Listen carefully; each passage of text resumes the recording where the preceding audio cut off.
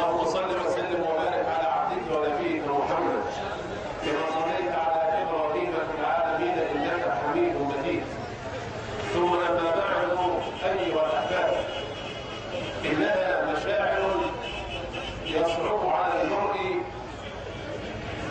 ان يعبر عنها بلسانه، واعتقد انكم كلكم تشعرون بذلك. رحله طويله من غربة الإسلام، رحلة طويلة من غربة الإسلام وضعف أصحابه وحملته، ولكن الله سبحانه وتعالى يمن على عباده الذين استضعفوا، ويريد أن نمن على الذين استضعفوا في الأرض ونجعلهم أئمة ونجعلهم وارثين. والمستضعفون من قبل أيها الأحباب إذا مكنهم الله سبحانه وتعالى فهم ردة فعلهم ليست بمركب نقص، أنهم قد عانوا من قبل الذل والامتهان والضعف وتسلط الظالمين، لكن قلوبهم القوية ونفوسهم السوية لا تعرف الانتقام، بل تعرف المرحمة والمصالحة. لا تثريب عليكم اليوم، قالها الحبيب صلى الله عليه وسلم بعد أن طرده أهل مكة وسبوه وحاولوا قتله وسفهوه وقتلوا أصحابه وقتلوا عمه وبقروا بطنه وأكلوا كبده، ثم يقول: ما تظنون أني فاعل بكم؟ فما كان منهم إلا أن قالوا يسترحموه ويسألوه العفو والغفران والصفحة، وكيف لا وهو الذي أرسل رحمة للعالمين. فقال: لا تثريب عليكم اليوم، قالها كما قالها يوسف عليه السلام. فينبغي علينا أيها الأحباب أن يكون شعار المرحلة اليوم أن نقول لكل من عادانا ولكل من بغى علينا ولكل من سبنا ولكل من قهرنا: نحن المسلمون نقول لكم لا تثريب عليكم اليوم، يغفر الله لكم. لا تثريب عليكم اليوم، يغفر الله لكم. قال عز وجل: ولتعفوا ولتصفحوا ألا تحبون أن يغفر الله لكم؟ ولتعفوا وتصفحوا ألا تحبون أن يغفر الله لكم؟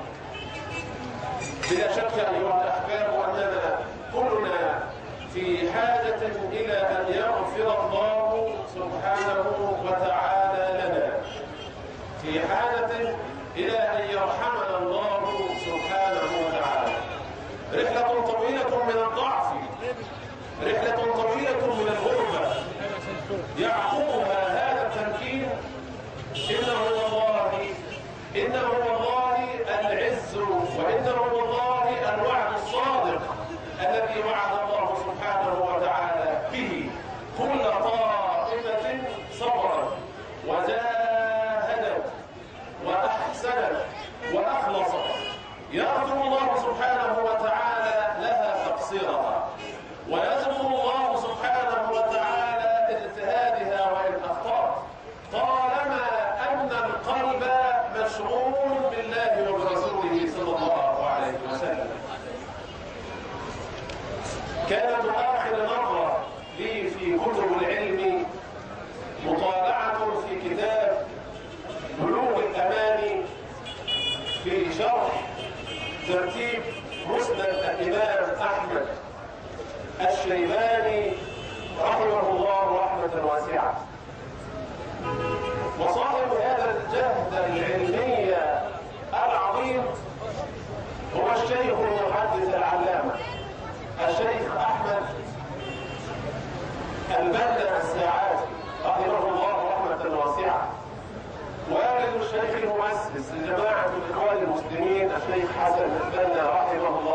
رحمة واسعة. وتذكرت موت الشيخ رحمه الله رحمة واسعة، وتذكرت موت أبيه العالم المحدث الشيخ أحمد البنا السعادي رحمه الله رحمة واسعة، وكيف مات الوالد بعد موت ابنه ب10 سنين. ولتصنيف الكتاب قصة أوجزها تبين لنا كيف كان رحم العلم والدعوة يأخذ بعضهما من ظهر بعض، يأخذ بعضهما من ظهر بعض. الشيخ أحمد والد الإمام حسن البنا رحمه الله كان محدثا عالما، أسدى للمكتبة الإسلامية ومنح المكتبة الإسلامية كتابا قد رتبه بعد الإمام أحمد، بعدما جمع الإمام أحمد أكثر من 24,000 حديث من مسانيد الصحابة رضوان الله عليهم أجمعين. والابن في رحلته لتجديد الدين ونصرة الإسلام بعد غربة طويلة وبعد سقوط الخلافة قد خرج من هذا البيت، بيت العلم.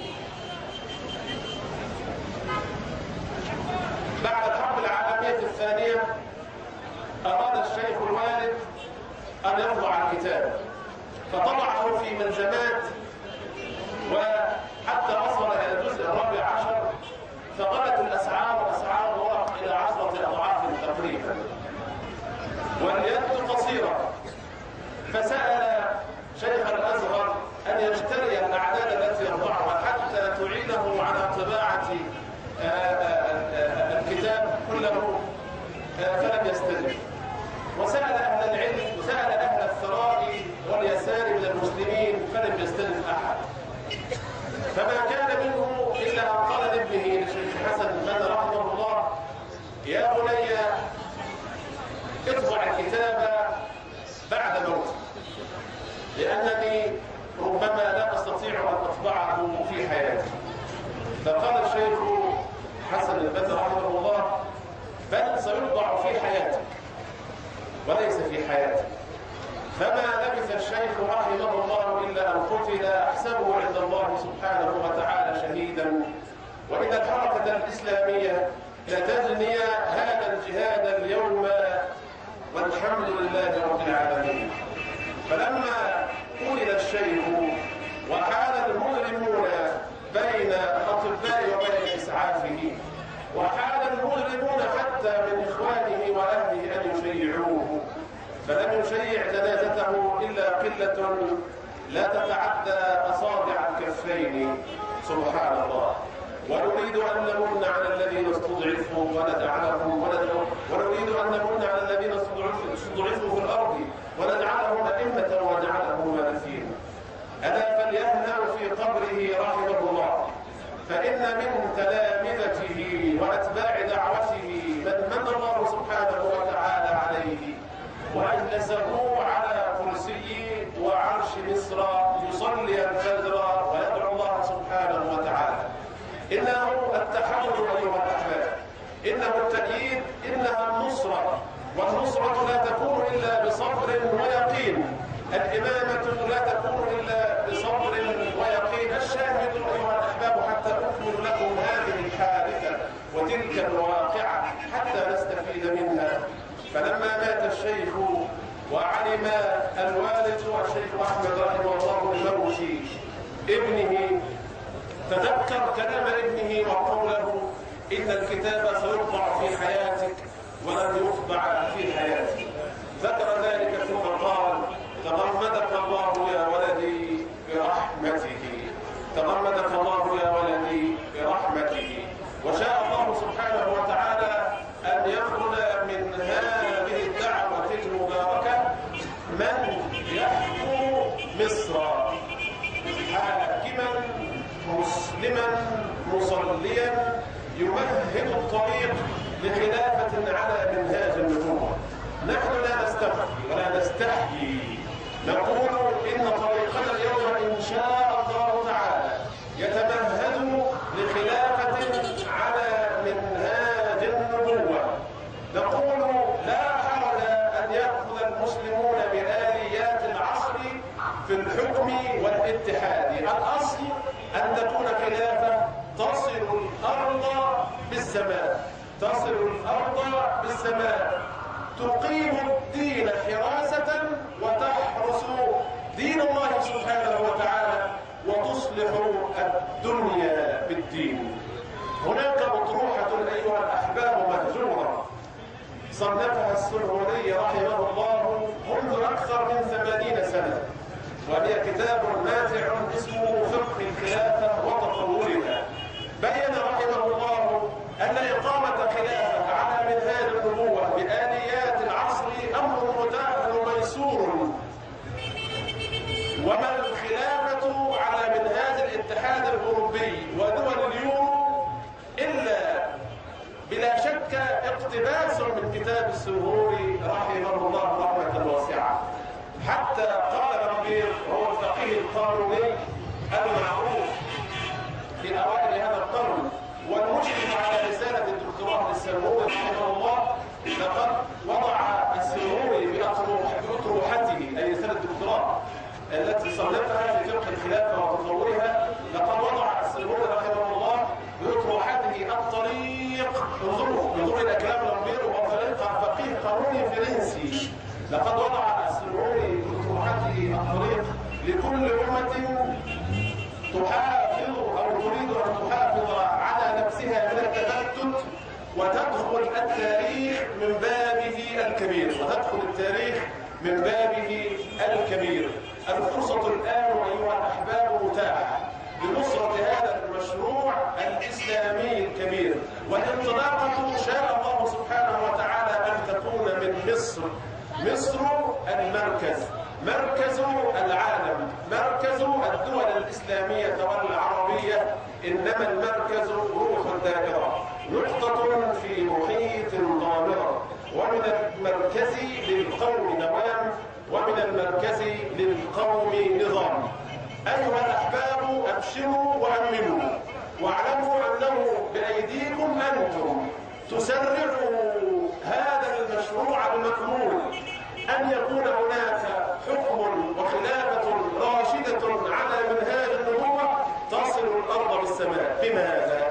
بتواضعكم، بصبركم، بعلمكم، بإيمانكم، بقوتكم، بحفاظكم على بلدكم، أن تكونوا أول المعطين وآخر الآخذين، تؤثرون على أنفسكم ولو كان بكم خصاصة، تشكرون نعمة الله سبحانه وتعالى عليكم، وتعلمون أن الله سبحانه وتعالى في الأيام السابقة قد زلزلنا زلزالا شديدا ليبتلينا، كما قال عز وجل: ونبلوكم بالشر والخير فتنة. ثم رفع الله سبحانه وتعالى عنا الأمة ومكننا في الأرض فلنري الله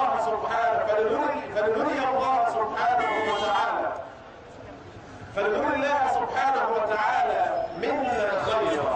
الذين إن مكناهم في الأرض أقاموا الصلاة وآتوا الزكاة وأمروا بالمعروف ونهوا عن المنكر ولله عاقبة الأمور.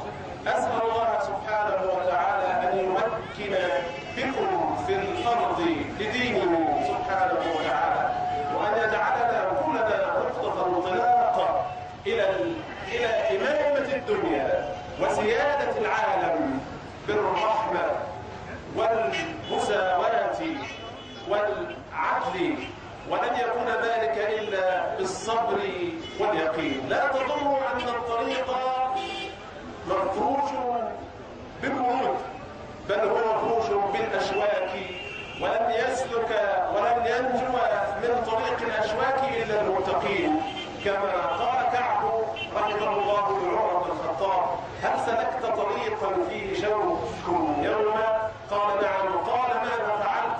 قال: شمرت واجتهدت، أي شمرت ثيابي واجتهدت ألا أطأ شوكا. قال: هكذا التقوى، هكذا التقوى يا أيها الذين آمنوا اتقوا الله حق تقاته ولا تموتن إلا وأنتم مسلمون. واتقوا الله يا أولي الألباب الذين آمنوا يا أيها الناس اتقوا ربكم الذي خلقكم من نفس واحدة فأوصي نفسي وإياكم بتقوى الله سبحانه وتعالى حتى تقر أعيننا بتمام نعمة الله سبحانه وتعالى علينا، كما قال عز وجل: وجعلنا منهم أئمة يهدون بأمرنا لما صبروا وكانوا بآياتنا يوقنون. فلن تنال الإمامة في الدين ولا في الدنيا إلا بالصبر واليقين. أيها الأحباب، أسأل الله سبحانه وتعالى أن يمكن بكم لدينه في الأرض، وأرجو الانضباط في الاحتفال. إطلاق النار من سلاح ناري هذا خطأ. أنتم الآن تؤسسون لدولة، أنتم الآن تؤسسون لدولة، وينبغي علينا ألا نفعل شيئا يؤخذ علينا. نحن لابد وأن نكون قدوة للعالمين، ينبغي أن نكون قدوة للناس، والأصل أن نرحم من يخطئ، لأننا كما قلنا الذين إن مكناهم في الأرض أقاموا الصلاة وآتوا الزكاة وأمروا بالمعروف. من رفض أخطأ نأمره بالمعروف ونهى عن المنكر برفق ولين، وذلك هو طريق الأنبياء. بلا شك أن الدعوة إلى الله سبحانه وتعالى هي خير عاصم لنا. أوصي نفسي وإخواني بطلب العلم والصبر عليه وإصلاح الدنيا بالدين، وحتى يمكن الله سبحانه وتعالى لنا ويوفقنا لما يحبه ويرضاه. جزاكم الله خير الجزاء. قرت أعيننا بهذا النصر المبين وسعدنا أيام سعادة، فالشكر والحمد لله سبحانه وتعالى. فلك الحمد ربنا عدد خلقك ورضا نفسك وزنة عرشك ومداد كلماتك، حمدا طيبا طاهرا كثيرا مباركا فيه. أقول قولي هذا وأستغفر الله لي ولكم. اللهم مكن لنا في الأرض يا رب العالمين، اللهم مكن لنا في الأرض يا رب العالمين، اللهم مكن لنا في الأرض يا رب العالمين. اللهم اجعلنا أئمة للمتقين، اللهم اجعلنا أئمة للمتقين، اللهم اجعلنا أئمة للمتقين. ربنا هب لنا من أزواجنا وذرياتنا قرة أعين واجعلنا للمتقين إماما. أقر الله أعينكم بهذا النصر المبين، والعمل العمل، والجد الجد، والكفاح الكفاح، والجهاد الجهاد. بدأ الجهاد أيها الأحباب، نسأل الله سبحانه وتعالى أن نكمله على خير وفي خير. وأقول قولي هذا واستغفر الله لي ولكم.